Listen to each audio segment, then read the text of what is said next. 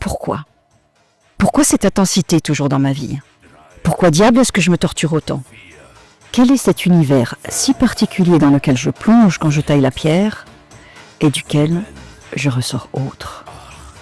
Laissez-moi vous emmener dans mon monde. Obsession. Car quand je ne sculpte pas, quand je suis dans le reste de ma vie, quand j'enseigne aussi, je suis stressée. Je suis même hyper stressée. Je suis une boule de nerfs. Je suis toujours en tension, toujours avec le cœur qui bat un peu trop vite, toujours un peu trop rapide, toujours dans l'action. J'ai toujours 2 ou 3, allez, soyons honnêtes. J'ai toujours 10 projets en même temps sur le feu. J'ai une to-do list infinie. J'ai toujours un petit peu de retard.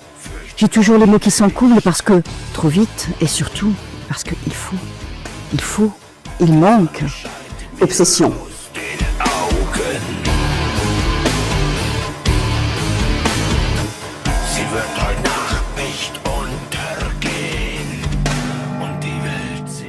Obsession. Mais quand je taille la pierre, tout d'un coup, plus rien n'existe. Ma respiration ralentit, mon geste ralentit, ma parole, elle aussi, ralentit. Et je vous propose de m'accompagner dans ce voyage, de vous laisser guider par ma voix, de ne pas avoir peur du noir, je sais, c'est un peu étrange, mais allez, venez avec moi. Car moi qui suis toujours dans l'action, quand je suis avec la pierre, je rentre dans un autre monde.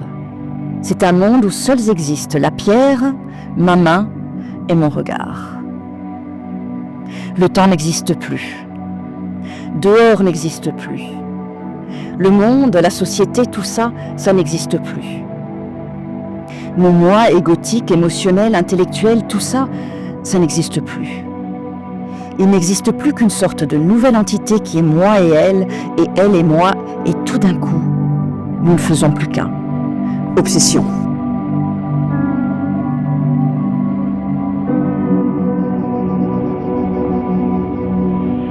L'obsession. Je suis une funambule, je suis toujours dans un équilibre très instable entre 2 précipices. Mon œuvre en tant qu'artiste, mais je dirais presque mon œuvre de vie, est d'arriver à trouver l'équilibre. L'équilibre entre les choses trop compliquées que la vie nous apporte et les choses tellement belles qu'elles en paraissent impossibles. Et dans mon œuvre, je traduis cela par le choix de mes pierres. Toutes mes pierres ont une histoire, toutes mes pierres ont un passé. Il est indépendant de moi, il est inconnu de moi. Je vais les chercher dans leur premier univers, dans des cimetières souvent, ou au fond de carrière, là où on met les pierres de rebut, celles qui seront un jour réduites en poussière. Je les rencontre, elles sont grises, mousseuses, elles sont tristes souvent.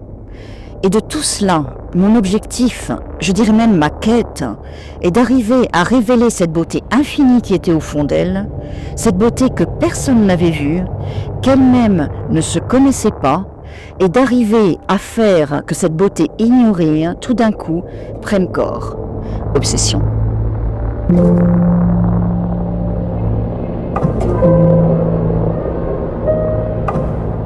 Obsession. Arrachement. Henri, mon frère, tu n'es plus là aujourd'hui. Pourtant, je te sens souvent auprès de moi. Souvent même, c'est bizarre, je te sens plus proche aujourd'hui que tu n'es pas là, que d'autres fois où tu étais là. Mais comme de chaque chose terrible de ma vie, je veux faire quelque chose de beau, quelque chose qui ait du sens, quelques fleurs bleues émaillent cette composition. J'ai toujours eu l'impression que nous étions comme des sortes de nageurs de l'impossible. Nous tentons de nager dans un environnement, la société, qui n'est pas adapté à notre nage. Dans un environnement qui préfère la ressemblance à la différence, un environnement qui a tellement peur de cette différence qu'elle la stigmatise et qu'elle oublie que ces différences, qui font de chacun de nous des êtres précieux et particuliers, sont souvent tellement petites, tellement minuscules, tellement insignifiantes. Mais sans elles, nous ne sommes que des robots. Pourquoi aimer, si ce n'est en acceptant et même en appréciant la différence ? Quand j'y pense, un monde plein d'êtres me ressemblant serait invivable, épuisant, ennuyeux même. Et toute la complexité de la chose est d'arriver à nager dans cet environnement inadapté, tout en faisant partie de lui, mais sans perdre ce quelque chose d'unique qui fait de chacun de nous un être particulier. Obsession. Obsession. Je suis de temps en temps multiple, parce que le travail de la pierre est lent. Il est tellement lent que les sculpteurs ont la possibilité de tirer jusqu'à 12 exemplaires de leurs œuvres, en céramique, en bronze, en résine. Moi, quand je fais un tirage d'une de mes œuvres, je m'arrête à 4. Cela va me permettre de travailler chaque exemplaire de façon très différente, de jouer avec les courbes, car chaque matière a sa propre façon de prendre la lumière. Retravailler ces courbes me permettra de donner une vraie unicité, une émotion particulière à chacune des pièces, et donc d'en faire quand même une pièce unique. L'original, l'albâtre, aura sa translucidité, sa veinure, le grain de sa pierre si caractéristique, la douceur de son poli. Le bronze aura ce côté métal, ce côté tranchant, cette dureté, ces reflets, cette prise de lumière si particulière. Et la céramique ? Eh bien, la céramique me permettra des libertés, tellement de libertés, c'est si tentant la liberté. Blanche, noire, ou peut-être même bleu, pourquoi pas bleu ? J'adore le bleu. J'adore le bleu quand je le choisis librement. Je déteste le bleu quand on tente de me l'imposer. Et le bleu, allié au noir, c'est si beau. Obsession.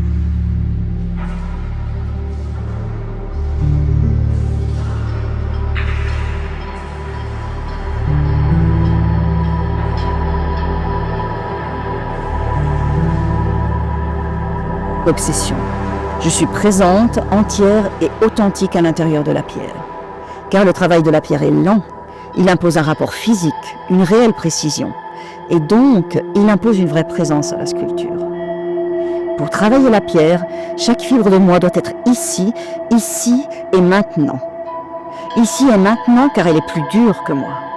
Ici et maintenant car elle est plus forte que moi. Ici et maintenant car elle est tellement plus éternelle que moi.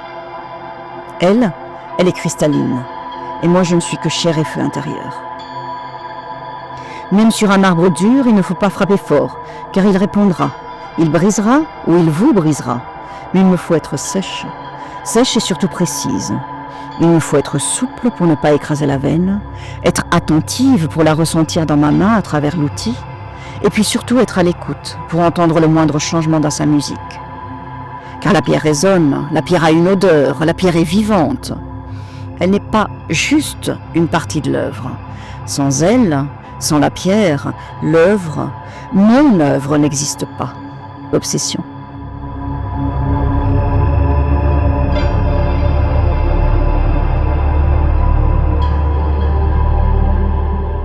Obsession. Et puis, à chaque sculpture, je suis entière et pourtant je suis autre. Car avec chacune, je partirai dans une quête différente. Caminante no hay camino. El camino se hace al andar. J'aime beaucoup ces vers de Machado. Ils disent « Toi qui marches, le chemin n'existe pas. Le chemin, c'est toi qui le traces en marchant. » Car pour moi, la sculpture, ce n'est pas le but en lui-même. La sculpture, c'est pour moi un outil d'appréhension du monde. À travers chaque œuvre, je travaille sur quelque chose que je ne comprends pas bien. Ambivalence des relations entre deux êtres, va-et-vient entre émotions, force de l'un contre force de l'autre, alternance d'énergie.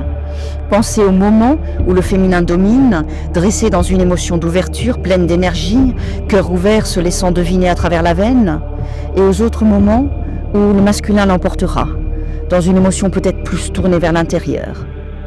Et puis, n'oublions pas que je suis moi, et que sans un challenge, je ne serai pas moi.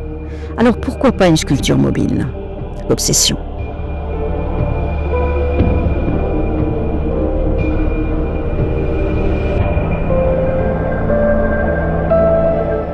Je suis alchimiste.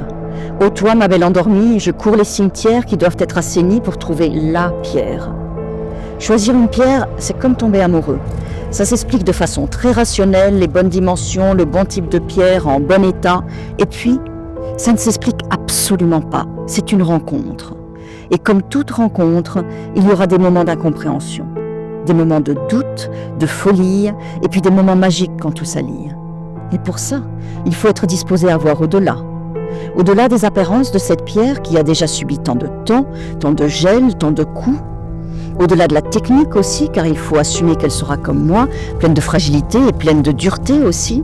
Mais l'alchimiste, n'est-il pas celui ou celle qui voit au-delà, qui arrive à reconnaître la beauté là où les autres ne la voient pas? Et puis surtout celle qui saura la révéler, cette beauté. Est-ce que ce n'est pas ça, transformer le plomb en or? Et toi, ma belle endormie, tu m'as demandé de longs mois de travail, de longs mois à m'abîmer les mains, pour allier ta Vénure à ma vision. Et aujourd'hui, tu es là, complète pour la première fois, visible à l'autre pour la première fois. Obsession.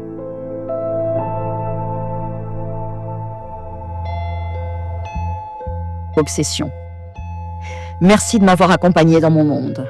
Maintenant, il est temps de retrouver le monde des mortels, le monde des vivants. Il est temps de retrouver la lumière. Obsession. Merci beaucoup à vous, parce que vous ne savez pas combien ça me fait chaud au cœur d'avoir pu vous emmener dans ce quelque chose que je ne partage tellement peu souvent, avec tellement peu de gens, et puis c'est bon de le partager.